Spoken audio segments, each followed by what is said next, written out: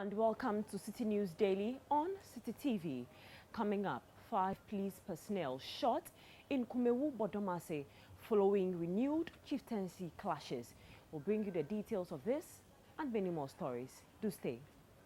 And to our first story, where 5 police officers have been shot in the attempt to quell renewed chieftaincy clashes in Kumewu Bodomase in the Ashanti region.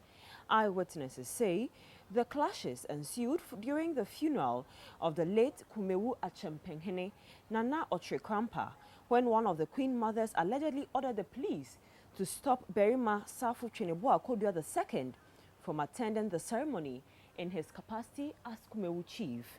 The Ashanti Regional Police Public Relations Officer, ASP Muhammad Tanko, who spoke to Citi TV, said the officers who were affected have been sent to the Konfanochi Teaching Hospital for treatment. Meanwhile, an armed robbery attempt on the Tumu-Burkina Faso highway has resulted in the death of one person, leaving 4 others with various degrees of injury. Narrating the incident to Citi TV, the Deputy Upper West Police Commander, Dr. Gariba Shaibu, said the police escort of the buses carrying the traders from Techiman to Leo in Burkina Faso intervened when the vehicles were attacked by the robbers. Away from that, the Joe Gate Committee, tasked to investigate the bribery allegations against members of the Appointments Committee, adjourned today's proceedings to Monday.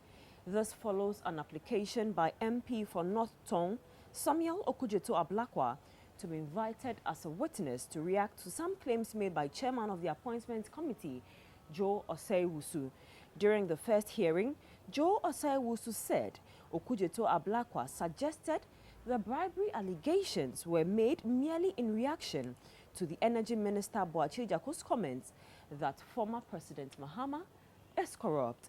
Speaking at today's hearing, the chairman of the investigative committee stated that the meeting was adjourned to ensure justice is served to all witnesses involved in the matter. The Deputy General Secretary of the New Patriotic Party, NPP, Nana Obri-Bwahin, has described the police CID's investigations and subsequent release of the seized vehicles belonging to Kofi Adams as shoddy.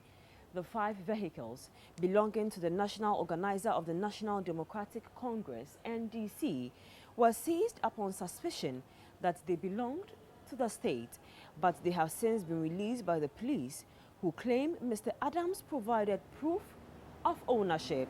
However, Nana Obri-Bwahin, who has been threatened with a lawsuit, insists that his assertions were right. And finally, the International Tribunal of the Law of the Sea, ITLOS, will deliver its ruling on the maritime boundary case between Ghana and Ivory Coast at the end of September this year.